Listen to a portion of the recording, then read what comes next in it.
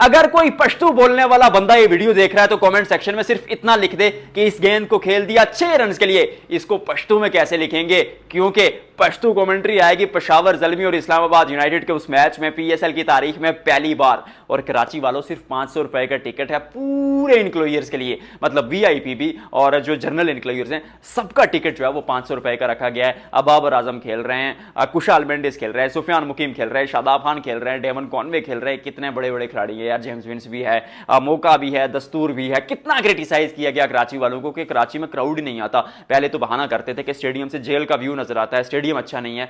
आज आ जाइए ना, आज क्योंकि मौका भी है और दस्तूर भी है सबको गलत साबित करने का। और फिर पीएसएल में क्राउड भी तो कितने समय बाद आया है, कितना मिस किया क्राउड को आप लोगों ने। और हैदराबाद का मैच होता तो शायद ज्यादा लोग आते, कराची का मैच होता शायद ज्यादा लोग आते, लेकिन ये लड़के भी हमारे अपने लड़के हैं। आइए आज स्टेडियम में प्रीव्यू करेंगे। प्रीव्यू करने से पहले आप बताइएगा कि क्राउड की खबर जो है वो सबको सबसे पहले आज से 2 हफ्ते पहले मैंने आपको दी थी या नहीं दी थी, सच बताइएगा। जाकर देखिएगा, किसी चैनल ने, इवन जियो एयरवाइज समेत किसी चैनल ने खबर नहीं चलाई थी कि प्ले ऑफ में क्राउड अलाउ होगा। आपके भाई ने चलाई थी, दुरुस्त साबित हुई। और यहां पर जब आप आते हैं तो वो फैक्ट्स के साथ, फिगर्स के साथ बात की जाती है। Let's move on, move forward. और मूव फॉरवर्ड करके हम बात करेंगे पेशावर ज़ल्मी और इस्लामाबाद यूनाइटेड के उस मुकाबले की, क्योंकि मुकाबला बहुत तगड़ा होगा। पेशावर ज़ल्मी की टीम 10 में से 8 मैचेस जीत के आई है। एक मुकाबला बारिश की नजर हुआ था और सामने इस्लामाबाद यूनाइटेड की टीम है जिसमें भी बहुत हम है और रिसेंटली मुल्तान को हरा कर आए हैं। तो स्टेटमेंट उस क्वालिफायर के लिए जो जीतेगा सीधा फाइनल जाएगा, एक्सप्लेन करने की जरूरत नहीं है क्योंकि आप लोगों को पता है। और टीम्स की बात करते हैं, मुझे लगता है पेशावर ज़ल्मी की टीम हालांकि बहुत अच्छा परफॉर्म करती आई है, लेकिन थोड़ी सी दिक्कतों का शिकार होगी। आप अगर शुरू पर देखें तो बाबर आजम के साथ कोई भी अब तक टिककर बल्लेबाजी नहीं कर पाया, चाहे वो मोहम्मद हारिस हो या फिर जेम्स विंस हो। किसी खिलाड़ी ने बाबर आजम का उस तरह साथ नहीं दिया जिस तरह बीच में कुशाल मेंडिस ने बाबर आजम का साथ दिया। और कुशाल मेंडिस इंजरी के बाद खेलेंगे तो किस तरह से खेलेंगे, क्या उसी रिदम में खेल पाएंगे, ये एक बड़ा सवाल है। तो फिर कुशाल और बाबर पर सारी जिम्मेदारी होगी। तो लोअर ऑर्डर में अब्दुल समद मतलब फिनिशर हैं, वो 10 में से 5 मुकाबलों में आपको करके देंगे, 10 में से 5 में वो फेल होंगे, दैट्स ड्यू, क्योंकि फिनिशर का यही एक रोल होता है खेलने में। और बीच में फरहान यूसुफ पर क्या आप उतना रिलाई कर पाएंगे? बहुत टैलेंटेड लड़का है, मुझे बहुत पसंद है, पर एट दी एंड तो यंगस्टर है। यंगस्टर के कंधों पर आप उतना बोझ डाल नहीं सकते। तो पेशावर की बल्लेबाजी में उतनी गहराई है नहीं, मुझे ऐसा लगता है।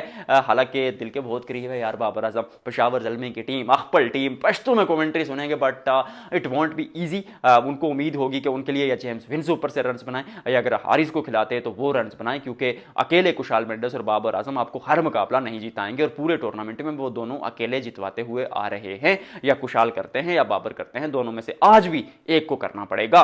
फिनिशिंग नोड पे अगर देखा जाए तो वही मैं बात कर चुका हूं। अब्दुल समद पर आप इनसार करते, इफ्तिखार पर आप इनसार करते। इफ्तिखार का गेंद के साथ टूर्नामेंट अच्छा रहा पर बल्ले के साथ उस तरह नहीं। हाँ, एक मुकाबला फिनिश जरूर किया था, but Abdul Samad and Iftikhar hanging in the balance, क्योंकि अगर वो जोड़ी रन बनाती है तो फिर उनको तो कम से कम आप आखिरी 4 के 5 ओवर्स देना चाहेंगे कि 15 ओवर्स में आपने बना लिया 150 या 140 बना लिया, तो उनको कहिए कि जाइए 5 ओवर्स में 50-60 के साथ फिनिश कीजिए, 200 के पास जाइए। तो ये एक कहानी पेशावर की रहेगी। गेंदबाजी पेशावर की समस्या बहुत सालों से रही है, लेकिन इस साल जो सुफियान मुकीम काम कर रहे हैं खासतौर पर वो एक्स्ट्राऑर्डिनरी है।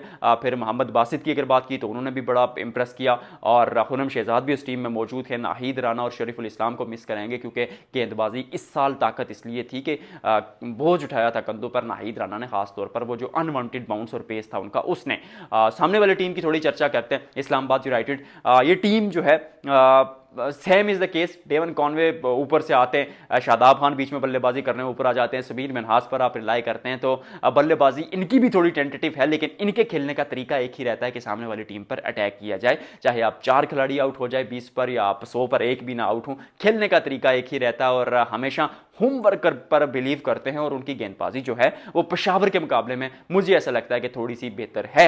और ओवरऑल एज अ होल अगर देखें तो फिर स्पिन गेंदबाजी में शादाब अच्छा कर रहे हैं, इमाद वसीम ठीक ठाक गेंदबाजी कर रहे हैं। एक खिलाड़ी जो सबसे ज्यादा अंडररेटेड है, पता नहीं उनको आज खिलाएंगे या नहीं खिलाएंगे, लेकिन अगर वो खेले तो पुराने गेंद के साथ सलमान इरशाद विल बी एगर टू सी। और फिर गिलीसन जिस तरह की गेंदबाजी कर रहे हैं पूरे टूर्नामेंट में, मुझे ऐसा लगता है कि Islamabad United will have edge और फहीम अशरफ, हैदर अली अली, बहुत गहराई है टीम में यार। 7वें 8वें नंबर तक तो आपकी बल्लेबाजी है, फिर गेंदबाजी के लिए भी आपके पास 5 से 6 ऑप्शंस मौजूद हैं। और यू नेवर नो, 50-50 में मुकाबले को कहूँगा कोई भी जीत सकता है। लेकिन क्राउड आ रहा है, ये बहुत बड़ी बात है। आज की वीडियो में आपका भाई वापस जा रहा है ऑफिस, वीडियो इतनी इधर तक ही ख़त्म करके कमेंट सेक्शन में बताइएगा कि आपको ये वीडियो कैसी लगी। मिलते हैं आपसे अगले व्लॉग में।